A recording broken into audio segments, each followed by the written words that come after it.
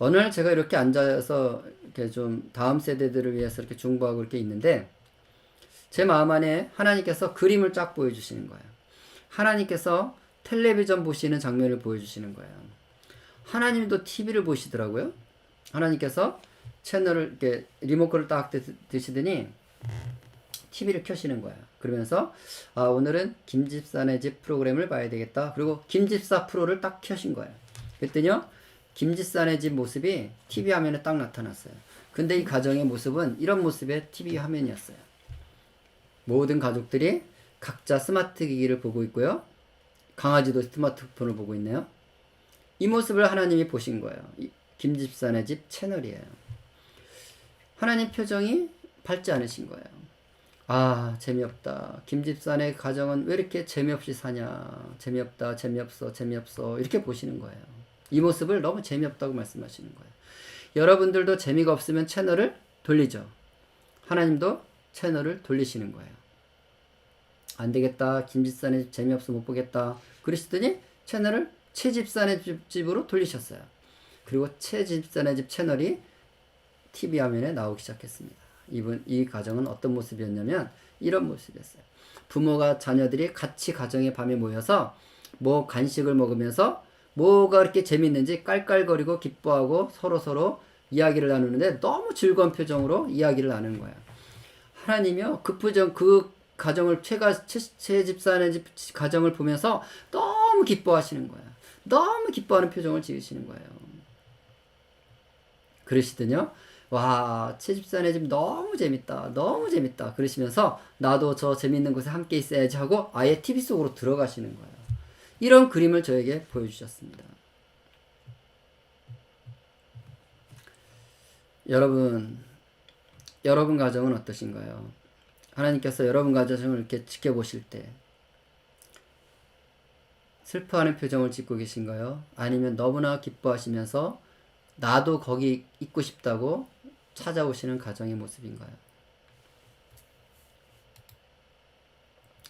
이사야서 51장 3절은 여기에 대해서 말씀하고 계십니다. 같이 한번 읽겠습니다.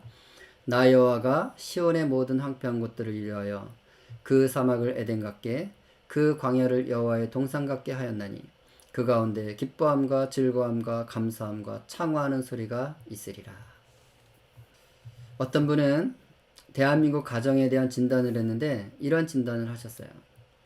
대한민국 가정은 사랑과 돌봄의 공동체가 아니라 대학 입학 프로젝트 공동체다.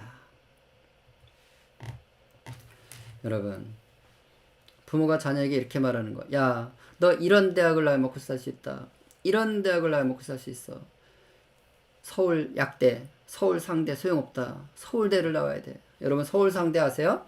서울에서 상당히 떨어져 있는 대학이에요. 서울 약대는 서울에서 약간 떨어져 있는 대학이에요. 서울대학은 서울에 있는 대학이에요. 서울대학을 나와야 돼. 서울대학. 그리고 서울대학 나오려면 있잖아. 과자고를 가야 돼. 과자고는 과학고 자사고를 말해요. 근데 과학고 자사고는 그냥 가는 게 아니란다. 중학교 성적이 있어야지 과자고를 가는 거야. 그런데 중학교 성적은 있잖아. 초등학교 4학년 때 결정되는 거야. 초등학교 4학년 성적이 평생 간다. 너 그런 얘기 들어봤잖아. 그래서 너는 반드시 이 유치원에 꼭 가야 돼. 그러니까요. 유치원 때부터 대학 입학 프로젝트 공동체를 하고 있다는 거예요. 여기에 대해서 하나님 말씀하시는 거예요. 그곳은 광야다. 그곳은 사막이다. 그곳은 황폐한 땅이다. 이렇게 말씀하시는 거예요. 나는 너희 가정이 여호와의 동산이 되기 원한다. 나는 너희 가정이 에덴이 되기를 원한다. 부모와 자녀가 함께 시간을 보내면서 마치 에덴에서 하늘 아버지와 아들 아담이 함께 시간을 보내면서 기뻐하고 즐거워하고 감사하고 노래했던 것처럼 나는 너희 가정에서 부모와 자녀가 함께 시간을 보내면서 기뻐하고 즐거워하고 감사하고 노래하는 에덴을 보고 싶구나. 여호와의 동산을 보고 싶구나. 그렇게 주님은 말씀하시는지 모르겠어요.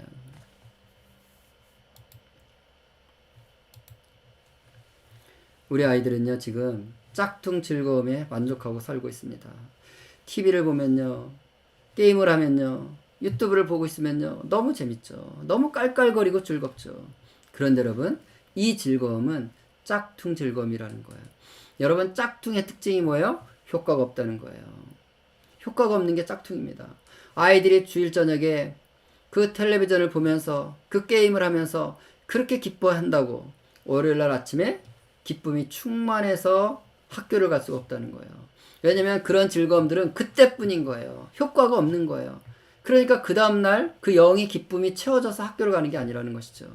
그런데 여러분, 주일 저녁에 가족들이 모여 앉아서 서로 대화를 나누면서 같이 찬송을 부르면서 기뻐하고 즐거워하고 감사하고 노래하면서 가족이 시간을 보내보세요. 그러면 그 다음날 아침에 이 아이는요, 기쁨이 충만해서 학교를 가게 됐습니다. 왜냐고요? 이건 진짜이기 때문이에요. 진짜 즐거움, 하늘로부터 오는 즐거움이기 때문에 그 즐거움은 그의 영을 깨우고 영을 회복시키고 영을 살리는 것입니다. 하나님께서 저와 여러분 가정을 찾아와서 황폐한 땅, 사막, 광야를 보시는 것이 아니라 기뻐하고 즐거워하고 감사하고 노래하는 여호와의 동산을 볼 수 있는 그런 가정이 되도록 우리가 만들어야 될 것입니다. 자, 그럼 어떻게 할 것이냐? 가정 예배를 드려보면 좋겠습니다. 여러분, 가정 예배에 대한 패러다임을 바꿨으면 좋겠어요. 가정 예배는 가정에서 부모가 설교하는 게 아닙니다. 공예배, 교회 가면 공예배는 설교 시간이 있습니다. 가정 예배에는 설교가 없어요. 설교 준비를 할 필요가 없어요. 우리가 가정 예배를 드리라 그러면 우리 부모님들이 제일 부담스러운 게 뭐예요? 솔직히 설교 준비하는 거예요. 설교가 없는 게 가정 예배입니다. 그 다음에 예배 인도자도 없습니다. 가정 예배는요, 예배를 인도하는 게 아니에요. 사도 신경하심으로 찬송가 몇 장 부르심으로 이런 게 없어요. 가정에서 예배 드리는 거예요. 그리고요, 가정 예배는 가족 행사가 아닙니다. 그래서 가정 예배를 드릴 때 우리는 온 가족이 다 모여야 가정 예배를 드린다고 생각해요. 그게 아니고요, 그냥 가정에서 드려지는 예배. 자, 아빠가 늦게 퇴근해요? 그러면 아빠가 집에 없어도 가정 예배는 할 수 있는 거예요. 가정에서 드리는 거니까. 그리고 우리 아이가 사춘기라서 협조를 안 해요? 자, 협조 안 하는 사춘기가 있으면 빼고 하는 거예요. 말 잘 듣는 동생하고만 드리세요. 아, 우리 자녀들이 다 협조를 안 해요. 가정 예배 못 드립니다. 아니요. 그냥 엄마 혼자 가정 예배 드리는 거예요. 가정에서 예배를 드리는 것입니다. 그러면요, 한 달만 혼자 예배 드려보세요, 매일. 그러면 가정의 영적 분위기가 바뀌면서요, 어느 날 말하지 않아도 우리 아이가 와서 같이 예배를 드리게 됐습니다. 우리는요, 가정 예배를 드리려면요, 가족을 모으다가 에너지를 다 써요. 가정 예배 드리자고 오라 그러면 안 온단 말이에요, 자녀가. 그러면 애랑 성질 내고 싸우고 감정 다 상하는, 가정 예배 드리지도 못하고 감정만 상하는 거예요. 그러지 마시고요, 가정 예배는 그냥 협조가 되는 가족들만 시작을 해도 됩니다. 그럼 어떻게 하냐? 세 가지를 하시는 거예요. 자, 가정 예배 세 가지. 첫 번째는요, 찬양을 같이 하는 거예요. 가족이 모이면 일단 오늘 네가 부르고 싶은 찬양, 내가 부르고 싶은 찬송을 한두 곡씩을 서로 꺼내놓고 그것을 같이 소리내서 부르는 거예요. 시편 20편 3절, 이스라엘의 찬송 중에 거하시는 주여, 주는 거룩하시나이다. 이렇게 말했어요. 하나님은 어디 거하신다고요? 찬송 중에 오시는 분이세요. 우리가 찬송할 때 하나님의 영이 우리 안에 오신다는 거예요. 가족이 모여서 찬송을 하면요, 아이들은 두 가지를 배웁니다. 첫째는요, 아, 우리 집을 통치하고 다스리는 분은 하나님이시구나, 이걸 배우는 거예요. 가족이 찬송할 때 우리 가정을 다스리는 분은 하나님이 되시는 것입니다. 그 다음에 가족이 모여서 찬송을 하면요, 아이들은 뭘 배우냐면, 아, 하나님께서 우리 가정에 계시는구나, 이걸 배우는 거예요. 여러분, 가족이 모여서 소리내서 노래를 하십시오. 찬송을 부르십시오. 그러면 그 가정에 하나님이 임하시게 되고 이걸 구약에서 예배라고 하는 것입니다. 여러분, 시편 1편부터 150편까지 그 많은 시편들이 다 예배 찬송 시였던 거예요. 곡은 전수가 안 됐고 가사만 우리에게 지금 전달된 것입니다. 그게 다 예배였던 것입니다. 우리 가정에서 소리내어 찬송함으로 가족들이 예배할 때 에덴이 시작되는 것입니다. 자, 두 번째는 소리내서 말씀을 읽는 것입니다. 여러분, 예배는 말씀을 소리내서 읽어내는 게 또 예배예요. 하나님의 영이시니 예배하는 자가 영으로 예배하고 또 뭘로 한다고요? 진리가 바로 말씀입니다. 말씀으로 예배하는 것이에요. 원래 묵상이라는 말의 히브리 말은요, 하가입니다. 하가는 소리를 내다는 뜻이에요. 소리를 내다. 그러니까 말씀은 어떻게 읽어야 되는 거예요? 소리 내서 읽는 거예요. 근데 이것이 바로 예배라는 거예요. 구약의 예배는 제사를 드리는 것과 함께 소리 내서 성경을 읽었습니다. 그러니까 여러분 가정에서 가족이 모였잖아요. 찬송 몇 곡 불렀죠. 두 번째 할 일은 뭐다? 성경을 펴놓고 소리를 내서 함께 읽는 거예요. 같이 소리 내서 성경을 읽어내면 그 소리 내서 읽어낼 때 기록된 말씀이 영이 되는 것입니다. 요한복음 6장 63절에서는 살리는 것은 영이니 유구무익함이라. 내가 너에게 이른 말이 곧 영이요 생명이다. 말소리, 말로 말씀이 소리로 나올 때 그것이 우리 영을 깨우고 우리 가정에 예배가 드려지게 하는 것입니다. 소리내서 같이 성경을 읽으면 그것이 예배입니다. 한 가지 더 하시는데요. 찬송했죠. 그 다음에 말씀 소리내 읽었죠. 세 번째는요. 그 말씀 읽은 것 중에 한 구절을 기도문으로 만드는 거예요. 내 말이 너희 안에 거하면 무엇이든지 원하는 대로 구하라. 그리하면 이루리라. 왜? 말씀이 우리 안에 들어왔으면 그 말씀으로 기도를 만들면 그것은 하나님이 하신 말씀이니까 100% 응답된다는 뜻이에요. 자, 빌립보서 4장을 읽었다고 해보세요. 주 안에서 항상 기뻐하라. 내가 다시 말하노니 기뻐하라. 이게 마음에 들었어요? 이걸 가지고 기도하는 거예요. 하나님, 우리 아빠가 매일매일 저녁에 일이 많으셔서 지쳐서 돌아오시는데 우리 아빠가 직장에 계시든지 길에 계시든지 집에 계시든지 하나님의 영이 임하셔서 기쁨이 충만케 하여 주옵소서. 이렇게 기도해 주는 거예요. 그러니까 읽은 말씀 가지고 나를 위해서 기도할 수도 있고 여기 같이 예배하는 가족을 위해서 기도할 수 있고 같이 예배하지 않는 다른 사람을 위해서도 축복의 기도를 하는 거예요. 이걸 기도라고 하는 것입니다. 아이들이 어려서 말씀으로 기도하기를 못하면 엄마가 말씀만 네가 정하게 하고 정하지 말씀으로 엄마가 기도해 볼 테니까 따라해라 그러면서 가르치면 됩니다. 이렇게 말씀으로 기도하기를 배운 아이들은요. 교회에서도 공기도를 해도 너무나 기도를 잘하는 아이가 될 수 있습니다. 이렇게 소리내서 말씀으로 기도하는 것으로 마무리를 지으면 됩니다. 자, 세 가지. 어렵지 않죠? 가정을 에덴이 되게 하는 길은 TV, 컴퓨터, 스마트폰을 끄시고 할 일이 없죠. 다 껐으니까 이제 볼 게 없죠. 가족이 앉아서 소리내서 찬송 몇 곡 부르고요. 소리내서 말씀 읽고요. 읽은 말씀 가지고 서로를 축복하고 서로를 중보하는 기도를 해주고 이렇게 에덴을 만드는 것입니다. 자, 시간이 돼서 마지막 세 번째까지 하고 마칠 수 있게 됐습니다. 자, 세 번째. 제가 세 가지 말씀드렸죠? 하고 있죠, 지금? 첫 번째, 우리 아이들의 영을 깨우기 위해서 첫 번째 해야 될 일 뭐라 그랬어요? 부모가 보이지 않는 세계에서 영향력 있는 자리로 가서 중보를 통해서 아이들의 영을 깨우라 그랬어요. 두 번째, 가정을 에덴으로 만드는 일을 시작하라 그랬어요.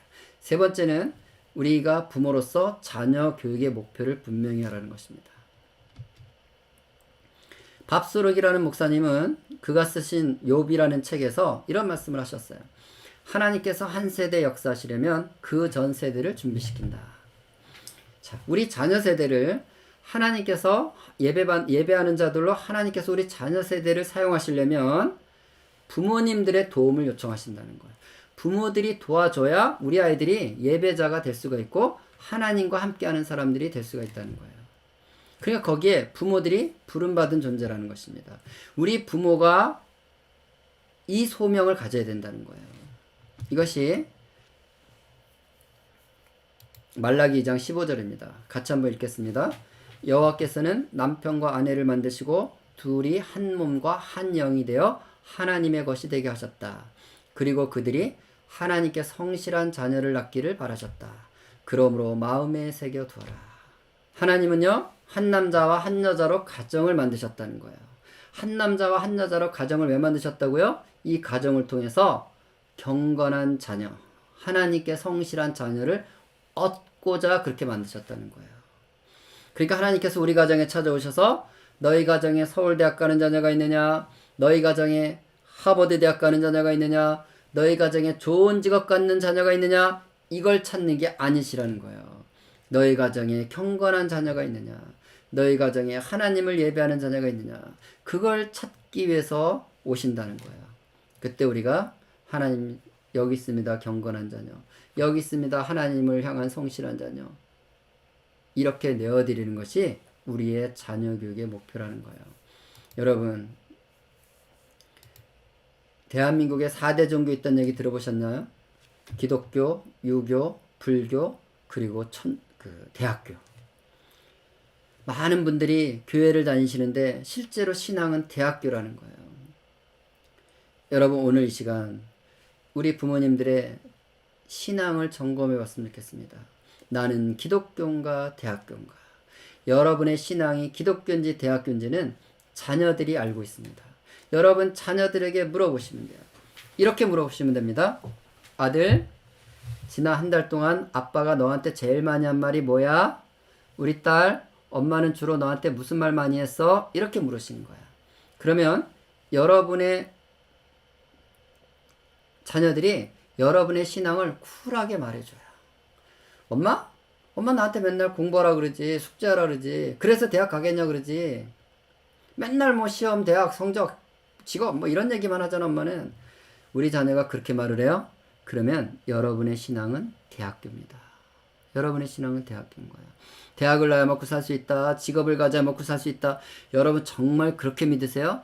그러면 그것이 여러분의 신앙인 것입니다. 그런데 여러분이 그렇게 물었을 때 엄마 나만 보면 큐티했냐 그러잖아. 엄마 나만 보면 오늘 하나님과 시간 보냈냐 그러잖아. 오늘 예배 드렸냐고 묻잖아. 같이 예배하자고 말하잖아. 이렇게 말을 해요. 그러면 여러분의 신앙은 기독교예요. 여러분은 믿는 걸 말하게 돼 있어요. 그래서 우리 자녀들은요, 여러분이 하는 말을 들으면서 여러분의 신앙을 알고 있다는 뜻입니다. 나는 기독교인가 대학교인가? 우리 자녀들에게 물어보시고요. 여러분의 자녀들이 여러분이 지난 한 달 동안 공부, 시험, 대학, 성적 이런 얘기를 했다고 말하면 그 자리에서 무릎을 꿇고 회개하십시오. 주님, 제가 제 입으로 우리 아이의 마음을 묶고 영을 묶고 정말 우리 아이에게 두려움을 주고 마치 공부와 성적과 시험이 그 아이의 인생을 책임지는 것처럼 잘못된 신앙을 선포했군요. 주님, 제가 회개합니다. 우리 아이 안에 제가 잘못된 말로 묶여있는 그 영을 주님 무력화시켜 주십시오. 제가 잘못된 말을 한 것을 전부 끊어 주십시오. 그리고 이제부터는 하나님을 경외하는 것이, 하나님을 섬기는 것이, 그것이 축복이고 그것이 성공인 것을 제 입을 열어 선포하게 하여 주십시오. 이렇게 하시면 됩니다. 그리고 여러분 자녀들이 여러분의 여러분이 성경하고 말씀하고 예배하고 이런 얘기를 아이들에게 지난 한 달 동안 했다고 말하면 감사하시면 됩니다. 그렇습니다, 주님. 저는 우리 아이가 대학도 가야 되겠고 직업도 가져야 되지만 무엇보다도 하나님을 경외하는 자가 되기 원합니다. 무엇보다도 하나님을 예배하는 자가 되기 원합니다. 내 자녀를 그렇게 만들어 주십시오. 그렇게 기도하시기 바랍니다. 여러분, 자녀 교육의 목표를 분명히 하십시오.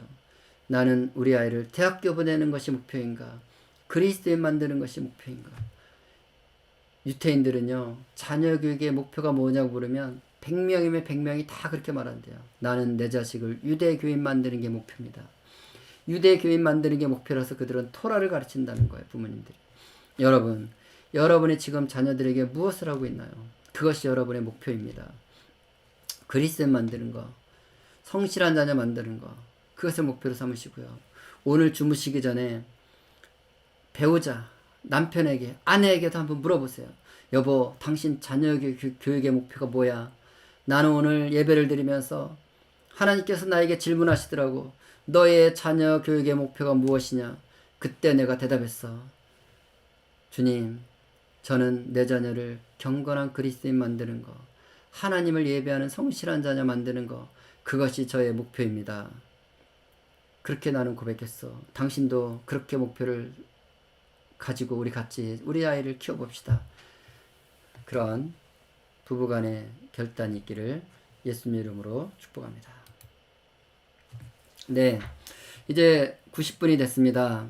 제가 오늘 여러분에게 지난주와 이번주 강의를 하면서 그 세 가지 키워드를 말씀드렸습니다. 다음 세대, 미디어, 그 다음에 부모.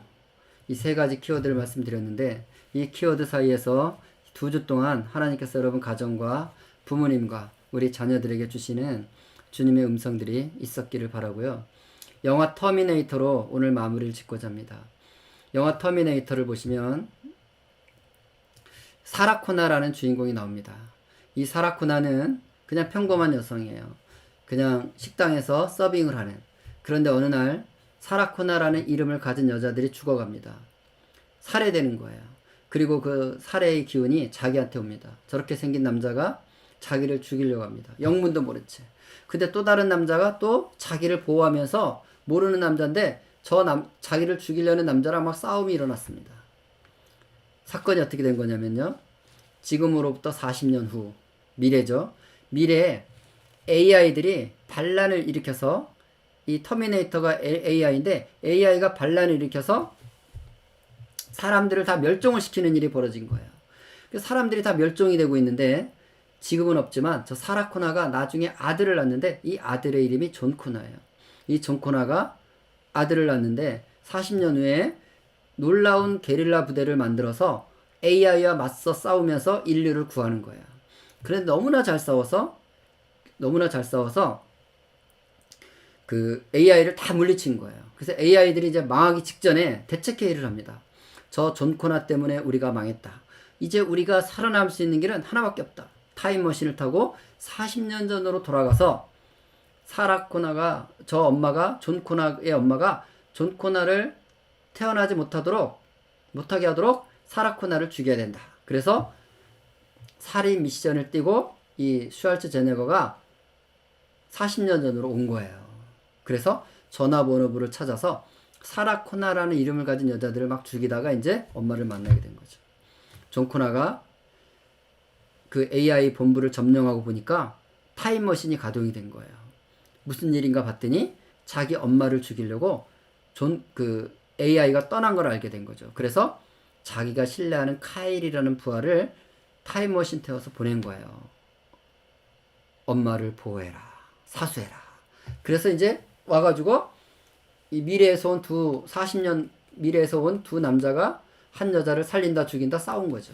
그래서 영화의 터미네이터 끝에 가면 AI도 죽고 카일도 죽습니다. 둘 다 죽고요. 사라 코나는 임신을 합니다. 이게 마지막 장면이에요. 자, 사라 코나가 임신을 했다. 이 아이가 이제 앞으로 40년 후에 어떤 일을 할 아이예요? 예, 40년 후에 AI로부터 인류를 구할 전사가 돼야 되는 거예요. 그러니까 이제 사라 코나가 어떤 존재가 된 거예요? 앞으로 전사를 40년 동안 키워내야 될 자기 정체성이 생긴 거예요. 그냥 자기는 평범한 여성으로 그냥 식당에서 서빙하는 평범한 여성이었지만 이 아들이 AI로부터 인류를 구해야 되기 때문에 사라 코나가 전사가 돼야 되는 거였어요. 그래서 마지막 장면에 보면 사라 코나가 LA의 짐을 다 정리하고 집을 팔고 찝차를 타고 니카라구아 반군 기지로 떠납니다. 왜요? 아들을 전사를 키워야 되니까 누가 먼저 전사가 돼야 돼요? 엄마가 먼저 전사가 돼야 되기 때문에 전사로 훈련을 받기 위해서 니카라구아 반군 기지로 가는 장면이에요. 마지막 장면이 엄청 감동적이니까 잠깐 한번 보도록 하겠습니다. Miren, miren. Allá viene una tormenta. What did he just say? He said there's a storm coming in. I know.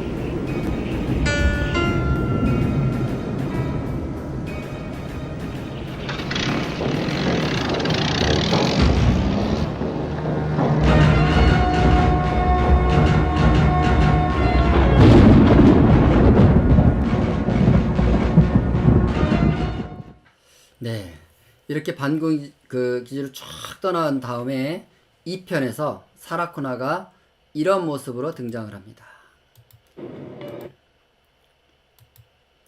예, 이렇게 근육질의 전사로 나타나는 거예요.